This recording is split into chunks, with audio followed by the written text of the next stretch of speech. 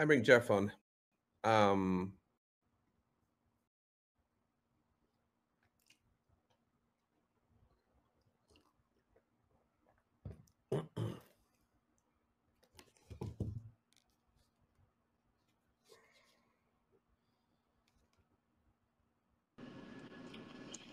are you? How you doing? Yeah, good. You managed to get the early lunch break? Yeah, I'm just trying to sneak it in real quick. Yeah, well, we're sneaking this in quick because we've got our show with Judge Allen from I'm looking Jury forward to Duty that. in 30 minutes. He's a great guy. He just called me. We got more people watching because we're doing it at a slightly different time. Oh, there's my phone. I just need to turn that off. Phone's We ringing, normally dude. do it like lunchtime UK, and it's really early for you. So we've got a few more people. So I don't know if anyone else in chat is watching The Curse or has watched episode 4 of The Curse, because that is what we are here to talk about. Dot says she is here for a Curse chat. Dot, does this actually mean you have watched it? Do let us know. Jeff is not the Curse. No. Jeff is not the Curse. Omi wins. What we do is we kind of like take it in turns to talk about the latest episode, which is episode 4, like some big themes, some small themes, some funny detail.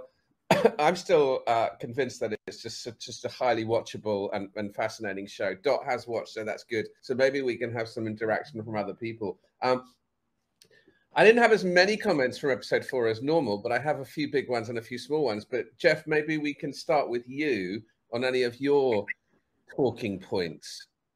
Yeah, the first one was I sent you that Tonight Show interview with Benny Safdie. Did you get a chance to check that out? If not, you should watch it. I'm sorry. I missed that. I'm so sorry. I sent it to you on Discord.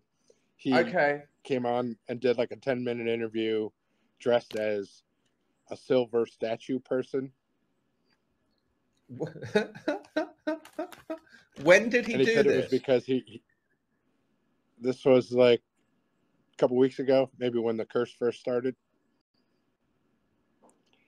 But he said he was doing busking for spare change before he came on the Tonight Show out in Times Square. It's a funny interview, but they talk about the curse a little bit. So was he doing the silver? Was he doing the silver look? Was it anything to do with the houses? Was he doing what? The look that he was wearing, the silver look that he was wearing, was there any connection to the curse itself and the houses that they're creating? It could be a reference to that, but he didn't mention that specifically. I've never seen him interviewed. What's he like in real life? Yeah, it's a pretty strange interview because he seems totally different than any of the characters I've seen him play. In what way? It seems like a regular guy, except that he's wearing silver face makeup and a silver wig and a shiny silver outfit. Dot says it does mimic the houses, his silver suit, but no, it was just apropos of nothing. Yeah, fair enough. Yeah. And did you get any learnings? I'm really sorry I missed it. I'll check that out straight afterwards. Did you get any learnings? Yeah, he talked about the origin of the curse was when he first met Nathan Fielder. When he came to Los Angeles, he was going to, I think, get his passport checked or something when he first came to the United States, and someone asked him for some change on the way, and he didn't have any, so they said, "I curse you." And and then he felt bad after his appointment, so he went back. He went to an ATM and got some money out and went back and found the guy and gave him some money.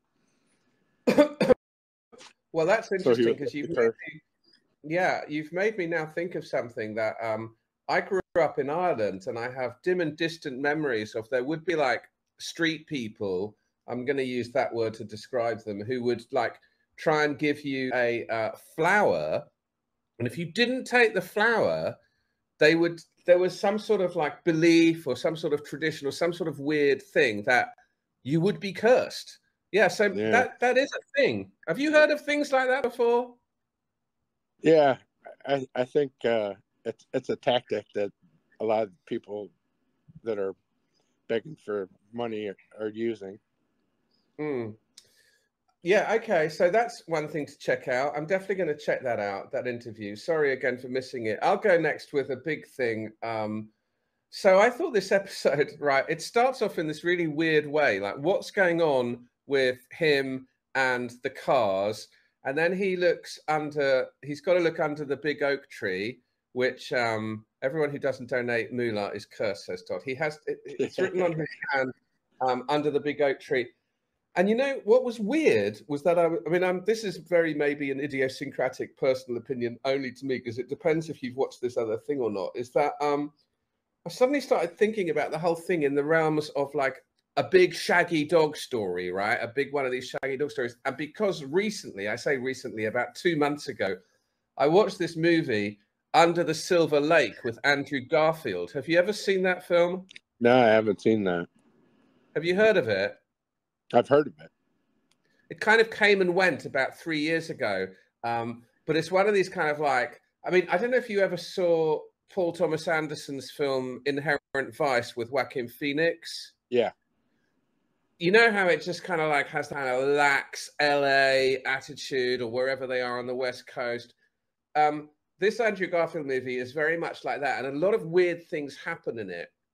And the style of it, I suddenly thought, I wonder if they were like, because this episode's called Under the Big Oak Tree, whether this is like in some way, some sort of homage. And then, right, this won't make any sense to you because you haven't seen it.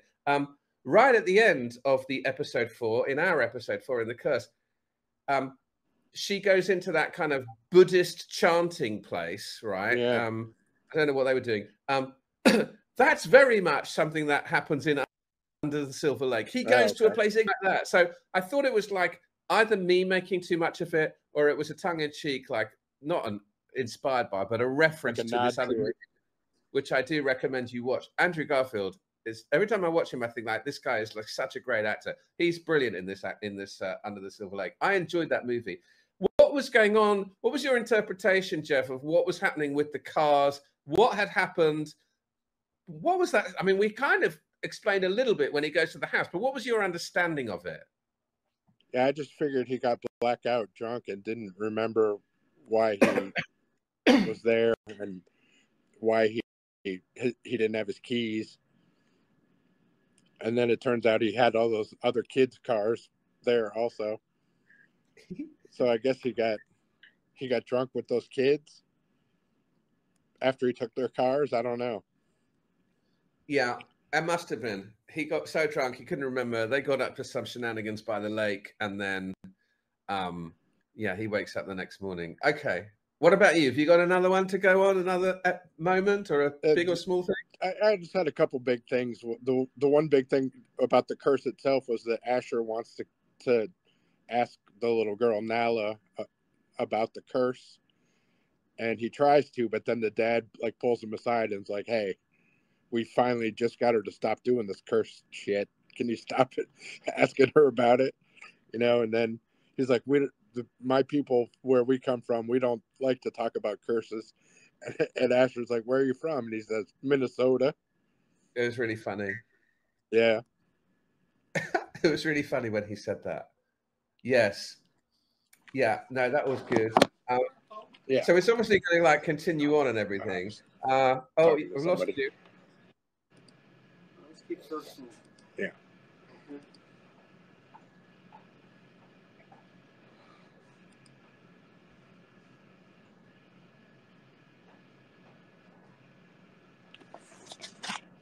Oops, sorry about that. Okay, you're back? Sorry. Yep. I had a couple of small things. One, I thought there was a good deployment of various hats and T-shirts in this episode. And I'll come back to it when Nathan Fielder is doing his rodeo dancing. He puts on this funny hat, and then she wears this cookie sort of hat when she goes to see the guy about the guy with the stove. And then he's wearing like a Seinfeld T-shirt. Benny Safdie's wearing a Guns N' Roses T-shirt. She's wearing a Greenpeace T-shirt. Then there was nice costume efforts made by the people about the T-shirts. But like my next big point, I've only got a couple left really, is back to a theme we've discovered before. But I thought in this episode, Nathan, he's so dislikable most of the time, and his obsession about money is just so unbelievable. Like, oh, we can get that deal on the AR guy, or as soon as he hears the stove has been thrown out, he wants to go and get the stove because it's worth $700. And then food to Barkhad Abdi's house. He was looking at food that was out of date, wasn't he? Yeah. And like, he was just looking for an excuse to go there to talk about the curse. I'll get food that's out of date. And, yes, you're right. Yeah, like, well, why does he need to bring the guy food? The guy works at a grocery store. He doesn't need that stuff. But there is one thing, Jeff, right? Is that when they find out at the beginning, oh, small reference to the fact that HGTV now turn up. And I wonder if they're just going to be like those honey type phone voices. I don't know if we're going to be in their office, or I might in episode 2 or 3. Anyway, when they find out about the news about getting picked up for commission, and they're all like jumping around, Nathan is actually quite funny. I mean, he is funny, man. And Nathan Fielder is funny when he's doing the radio dancing, so he can be funny. But like, the focus group hate him because he's not funny, and when he goes to the comedy group at the end, he's singularly not funny and embarrassing. There is something within him that can kind of be funny. Yeah, for sure. But when he's trying, he can't be. He's hopeless. Yeah. My other point about the stove, why he felt like he had to steal that stove back because it's worth $700. Once it's in the trash, you can take it. There's no, there's no rule against that. If somebody puts something out in the trash, hold on. Oh, I'm trying to finish the call. Come on, man. Come on. You can consider this my lunch break. Okay. Sorry about that. Yeah, once it's in the trash, you're allowed to take it. So yeah, there was no reason for them to go through all that trouble and damage the stove and drive away without it. I have to say, if there's one thing I would not want to do in my life, it's one of those comedy workshops. It looked excruciatingly painful. Yeah, that was rough. Yeah. And all right, the good thing, I guess, about this episode is that the show Flipanthropy has been picked up for 10 episodes. We got to see some Flipanthropy action.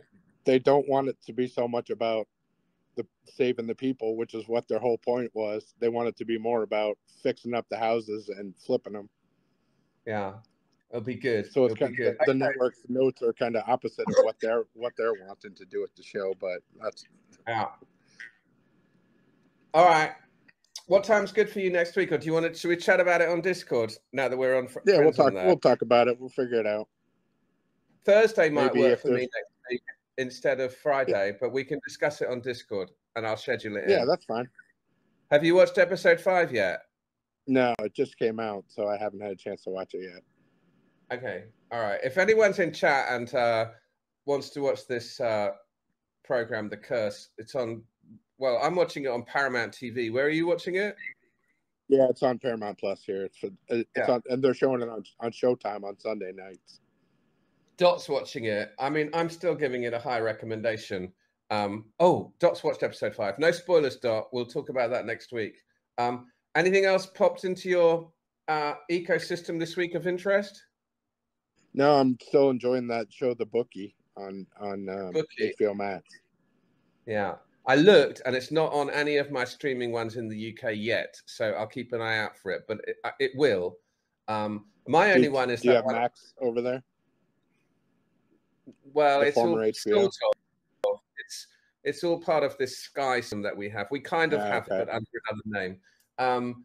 And yeah, I'm going to just remind us all about the film I was talking about that I saw a couple of months ago, which I think is partially referred to, which is Under the Silver Lake, Andrew Garfield. It's pretty out there, but I enjoyed it. Yeah, I'll try and check it out before next week. All right. I might be just barking up the wrong tree, but it's definitely a relation. It's a relation in some shape or form. Right. All right. I'll message you on Discord and we'll pick a time for next week. Okay. Sounds good. Thanks for joining. See you later. Thanks, Paul. Bye. Bye. Bye.